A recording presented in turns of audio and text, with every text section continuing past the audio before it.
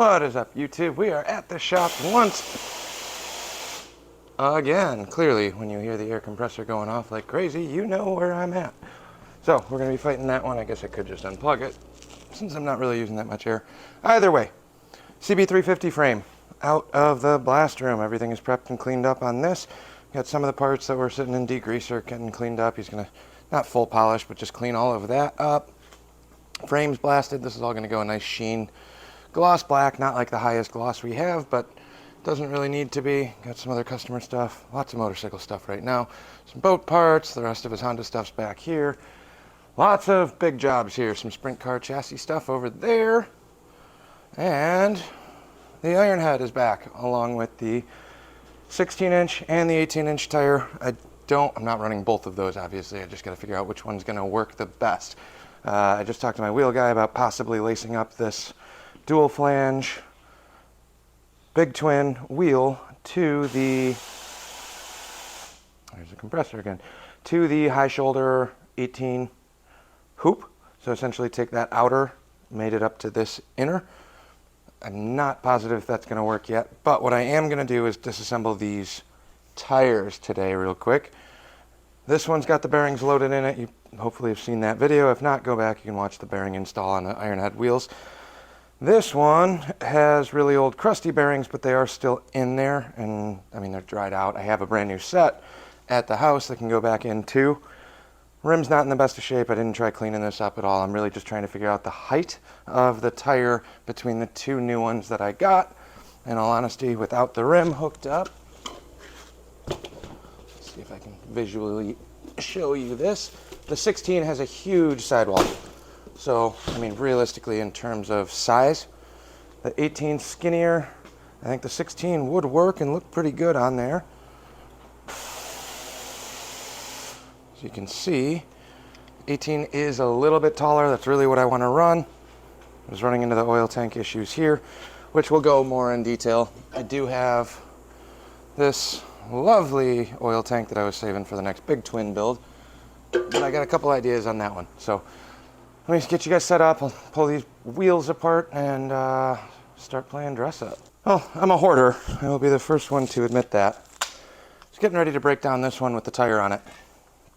Dual flange, big twin hub, 3/4 bearing. Well, I'm at the shop, so I figured I'd run upstairs and double check because I forgot what I have here still. Here's the polished 18.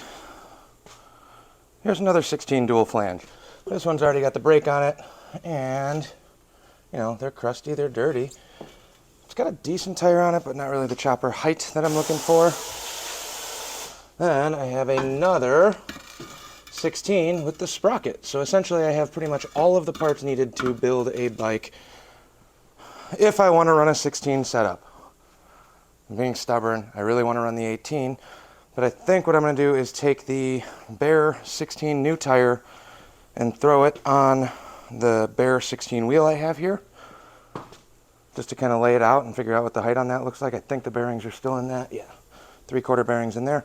So I have all the parts I need to assemble one complete 16-inch wheel with that high shoulder tire. I'm going to throw a 16 together and then decide still what I want to do on the 18. We'll see. You never really know until you start playing around with it. Either way, the 16 or the 18, I'm going to run into oil tank issues. It doesn't really matter at this point. I really like the idea of running a 16-inch or 18-inch high shoulder with the tall tire. The 18 I have is a lot skinnier, but taller. And if you're wondering why that thing goes off all the time, it's on a very short timer. We typically are blasting all day. I could just turn that down. I will take care of that here in a minute because it's bothering me. But when we're blasting all day, especially in the summer, with humidity and everything else, trying to get the dryer to keep up and the amount of water that we're draining out of that from the constant use, that's why it's set so frequently. Most shops won't have to do that, but if it's a compressor that's running 8-12 hours a day, you do. All right, you do not need a tire machine for this at all, but I'm at the shop and I have one, so it's a lot easier to have the wheel mounted where it's not going to be moving around on me. Again, I'm not putting the tube in this. This has a side valve. And I'll clean up all the rust and crust in here when I actually get around to doing that. Needs a new rim strip, needs some other stuff, but at least for mock-up, this will give me the sprocket. The brake stuff, I got a surprise for the brake stuff when we get around to that. Nobody's gonna believe me, but when I say super budget build, And you see the brake stuff I got for this bike. You won't believe me when I say it's a budget build, and then I'll explain that whole story. So stay tuned for that one.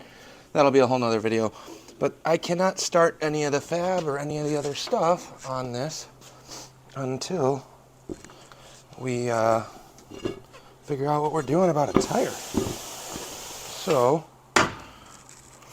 just gonna cheat on this.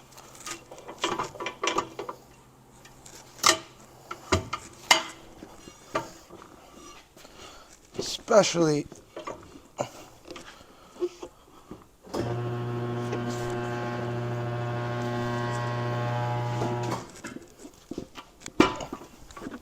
like I said, I know this is overkill, but whatever. Makes my life easier.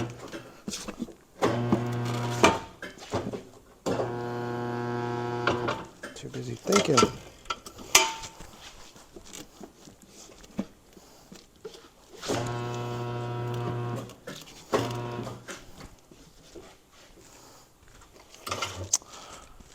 Out of adjustment. So, let me retighten down these nuts on the top of my tire machine. It's been walking for a little bit. We'll be back. All right, so that's at least seated on there now. Just snug that up on the arm so it stays down where it's supposed to. And now, you can get a rough idea of what this is gonna look like on the bike in terms of clearance. So now I'm gonna set the frame on the little stand pad and try and lay some of this up. Okay, again, not the most accurate just because I don't have a tube in here. I'm also not positive what I'm going to do for a tube yet. So this is just really going to help me kind of get a rough visual here.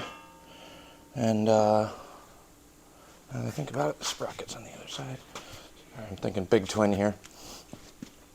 Either way, this will start kind of coming together here in terms of mock-ups. So that's roughly what we're going to be looking at. Obviously it's not inflated, so that's going to change just a hair. Bring you guys down a little bit more. But on the tail section, that's roughly ground level there. The rim's got a big old dent in it too. That's fine. I have more. Lots of parts available. But height-wise, compared to the old one, it's substantially taller than the mock-up tire. So realistically, even with the 16 on here, that's going to give me a lot more RPMs, which is really the only reason I'm trying to put a gigantic tire on the back of this. Maybe I will pull this apart and steal a tube. Run a used one for now so I don't have to worry about it. I'm not going to film the whole thing on that. I'm going to disassemble that other tire anyway. Unless I can find a 16-inch tube upstairs, which I probably have.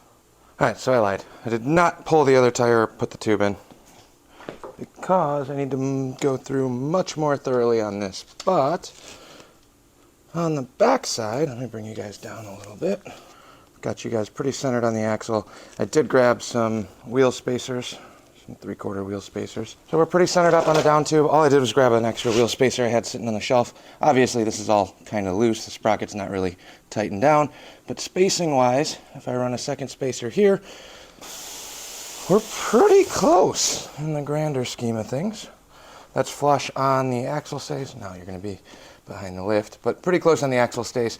Definitely going to have to tweak a ton of that. And with an Ironhead, I think I might have to run the offset sprocket, a dish sprocket.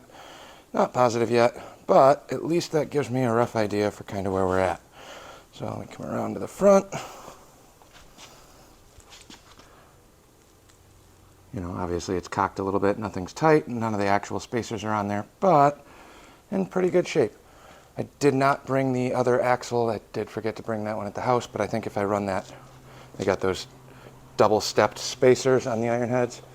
That should be pretty close in regards to the right side from where you're looking right now. I got one neck bearing in. I still got to build a set of forks. I should have brought the forks too, but I was kind of slacking. I just wasn't sure exactly how this was going to go yet. Okay, so with the frame all hooked up on here, or the wheel rather, turn this around a little bit. I think it'll be a little easier to see. Lock that over so the axle's touching the plate and the spacers are touching. Like I said, pretty happy. Should be a little easier to see here. Pretty happy roughly with where this is going to go. And again, I can't really finalize any of the wheel spacer stuff until I get a motor and a sprocket on here, which, good news, got one. So I'm going to double check. I'm going to try and hopefully shoot up there tomorrow and pick up a 79 Ironhead motor. Don't really need the whole bike, but I got a buddy of mine that's got a motor. He's also got a YouTube channel, so I'm probably going to try and do a quick little collaboration with him. Don't want to say anything about it until we get that rolling. Hopefully his drain doesn't keep going off like mine does, but here's what it is. Obviously the weight from the rear tire is now kicking up the front half of the frame, so that should level out hopefully a little bit. It's just there's no weight on the front. So again, I never assembled those fork tubes that I got. They were kind of thrown together as well, so lots of variables here. Not sure what's what or how the height or length is going to actually land. Now, I've been thinking about this from the big twin perspective. That oil tank I have fits right here, and I was really happy about having it here. I'll post a quick little clip of what that one looked like. However, this tire, I need a fender first, and then an oil tank. Well, the oil tank sits too far for any of these high shoulder tires, or high sidewall tires. Which means, back to the drawing board, and I had a couple options. I had a wide, I don't know, Softail chrome horseshoe that would have worked. Hold on 1 second, let me turn this off. I don't need the air at all anymore. So I had a wide Softail horseshoe that would have been too big, but I didn't mind sacrificing cutting that, and then I thought about cutting the center section out and rewelding it with stainless filler. That way it would keep the chrome. This was going to be my next Shovelhead build, but slightly pitted, slightly beat up. This will clean up pretty well. It's never going to be mint. Obviously the chain guide section that's notched is incorrect because that's going to be on the brake side. I don't know if I'm going to run into clearance issues on this, which is kind of what I'm worried about. So I might have to weld up this drain or maybe even notch this a little bit. Again, I got a ton of stainless material. I got a ton of stuff to mess around with, which is why I kind of don't want to hack into this one. The other tank, the Softail one, the Diamond doesn't. I mean, these are too. But I don't know. I think this one aesthetically will look much better. It's just a matter of trying to make it work.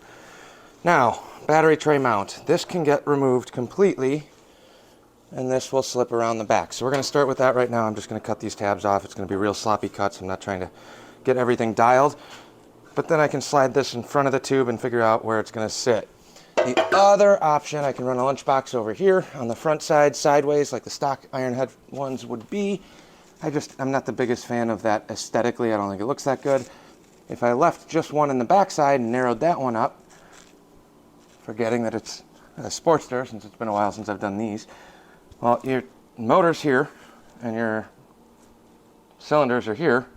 You have this big dead space. The pill ones work really well because it'll fill that dead space and then do your battery tray or whatever. I didn't want to do a pill style. I want to wrap around. However, whichever way I'm going to get there, it's either going to be hacking this up,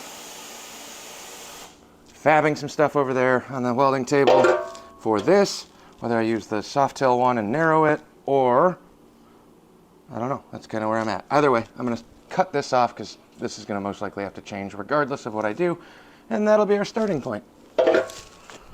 All right, got the oil tank chucked up in the vise. Don't mind the mess. That is tomorrow's project, going through and cleaning a bunch of this stuff up. There's just a lot of things going on right now. So, okay, that's enough of you. So, we are going to start chopping this up. Like I said, none of this is crazy important, so I'm just going to cut this on an angle as cleanly as I can. Helps if you have the power on.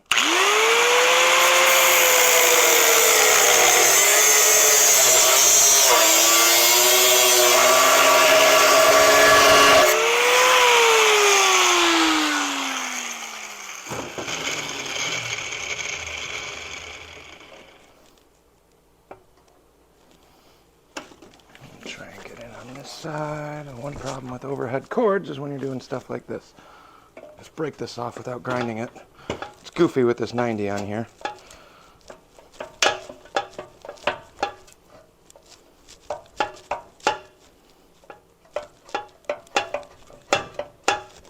Yeah,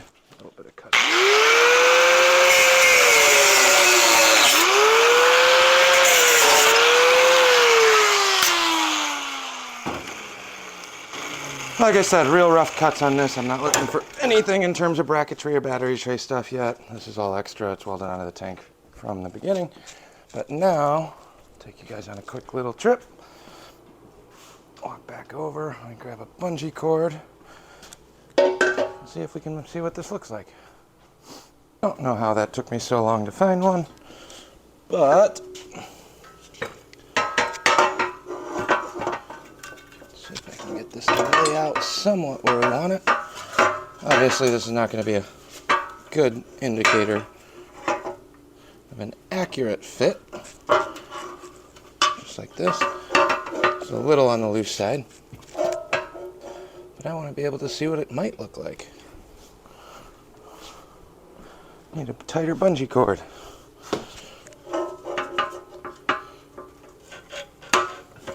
That'll work. Visually, aesthetically. Obviously that's far from perfect, but at least... Oh, no, it won't work because I need this. The mock-up struggle is real. There we go. It took entirely too long, but I think this is starting to look a little bit better. I think that's a much cleaner look. Let's see if I got the fender. I won't throw that gas tank back on. Let me check my car. Oh, I had the fender in my car. Obviously, it's not a perfect radius, but it's definitely enough to work. That lower one's just kind of sitting on the end of the cart. So I definitely will have this coming up a little bit more, like so. I just can't get it to balance independently right now. So I'll make a bracket off the center of the frame for the lower fender bolt. And this will snug up to here. I don't know if I'm going to use the clamp style and 2-bolt it here, or if I'm going to fab that up a little bit differently. Maybe make a tab off the frame for the fender too. Haven't decided. Both ways work. It's really kind of whichever one's going to be quicker. I'll probably just weld some angle stock or something on there. Make a little bracket off the fender that'll push down onto the frame. Nice 2 simple, easy little bolts. But now we can take this and do gas tank things. Because let's be honest, you can't picture everything without a gas tank. There's a good chance everything I'm doing is just going to fall. And it'll be really funny for you guys to watch, since we're building a bike out of zip ties and bungee cords. But there's a tank, and then me being the hoarder that I am, when I was looking through the wheel stuff upstairs, I really wanted to do a taller king queen, but this hugs this frame so well it's not even funny. And it's already upholstered and it's already got chopper stitching. So, not 100% sold on the tank yet, but come around the other way where I can actually show you guys what we're looking at. So 35 mil narrow glide front end will be going on the front. Undetermined on what the height of that will be. Probably a tank similar to this, or maybe a wassail of some sort. See if I can straighten this out. Gotta make it look good for you guys. So front, super skinny Ironhead frame per usual. Old crusty scrapyard gas tank that I saved. And look at this seat. Far from perfect, but for what I'm looking at, I'd say that's pretty spot on. Fits well around the frame. Really, really well around the frame. No mounts or anything yet, obviously, but that's all easy, quick little details. And that right there is the makings of a chopper. The other nice part about working at my shop today with my hoarded collection of upstairs inventory, found the oil tank. That one's been sitting on the shelf or on the wall in the garage, along with the seat. Obviously, this is just a quick mock-up. I'm probably not going to do it because I want to go a lot taller, and I also want to do stainless. But I got a nice little sissy bar over here. If I wanted to keep a shorter section,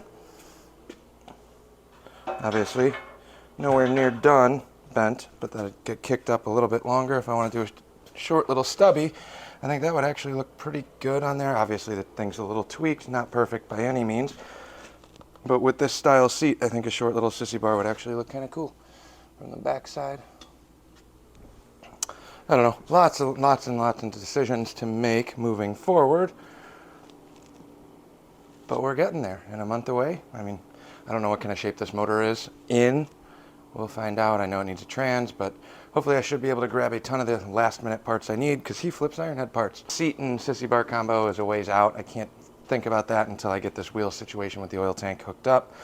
I know I'm probably going to run into some issues on this side in terms of chain clearance, just looking at that right now. I don't know if I want to hack up that tank or not. We'll find out, but I can't do anything with that until I get a bottom end. Thanks for watching. Hit that like, comment, subscribe button if you would. Let me know below what you think, if you think this is a terrible direction. Hopefully I can get a video for you guys tomorrow over at my buddy's shop too. And we'll see you on the next one. Thanks for watching. Well, I can't leave well enough alone. Just keep staring at things, trying to figure it out, and forgot I had an extra set of cases upstairs. So essentially, we just built a rough bike, minus the cylinders and top end stuff, obviously. But I think the 16 will work for now, given the time constraint. I also have enough wheels where I can have my buddy lace up an 18. I might fab the fender mounts with a little bit more clearance in case I do want to go that route. I don't think it's going to add much height, but the 18 wheel is a little bit skinnier. The 18 by 4 or 4.5, 18 by 4.5. This is a 16 by 5, which is why it's going to be such a meaty looking tire. I'm pretty happy with that so far. I really got to get the front end on there. Should have brought that with me. I have a stock length Ironhead front end at the house that I just took off in the last video. If you're following in order at this juncture, I have so many videos. I'm so far behind on editing. I don't know which one came first, but free seat. And by free, at some point I bought all of these parts or acquired all of these parts. But I am a cheap bastard and do not have much money into any of this. So, sitting on a budget frame with the title, bunch of parts that I picked. I like that oil tank. I think I paid $5 or $6 at the last swap a couple years ago. Sissy bar that I'm not going to use, but it looks cool on there, so it'll sit there for a while. Gas tank saved from a scrap. Yeah, literally saved from a junkyard. My buddy was scrapping a bunch of stuff. Saw it sitting there. He grabbed it. I saw it. I'm like, it's a cool tank. And he's like, save it. Do something with it. So here it is. He's going to be thrilled. Seat. A buddy of mine gave me that a while ago, and it just kind of sat around, but I forgot. I legitimately forgot that was upstairs until I went to start digging out some of the wheels. That's just an extra set of perfectly good cases, but it's too new and doesn't have any of the parts, so that's not the motor going in. I do have an actual motor that I'm going to hopefully be grabbing tomorrow. So cheap frame, tank, oil bag. Probably going to have to hack up a ton of stuff on that oil tank. I got a couple ideas in my head for that. Not too worried about it. I think there's also enough room to run a little battery on the backside. I got to figure out what this motor is that I'm getting. It's a 79. If it has the electric start stuff, I was going to do a kick only just to be budget friendly, but if it's got all the electric start stuff, I might hook all of that back up too. Not a bad option, and some people don't like kicking or worry about kicking because their bikes aren't tuned proper. Who knows? Either way, I'm pretty happy with it. We're going to leave you off right now with this, so let me know below if you think that oil tank's a terrible idea or too much work to make it clear the drive chain. That's really why I threw the motor in there, just to kind of get a rough idea. It looks, if I run a 51 rear that's on here, it's an Ironhead, so that's definitely going to get swapped around. I'll probably drop that down to like a 46-ish to shorten up the sprocket quite a bit, but I'm guessing I'm definitely going to have some clearance issues when it's run across here. Might just have to notch out this back corner of the oil tank and re-weld it in with some stainless because I want it to stay chrome. Let me know. Thanks for watching. We will catch you guys on the next one.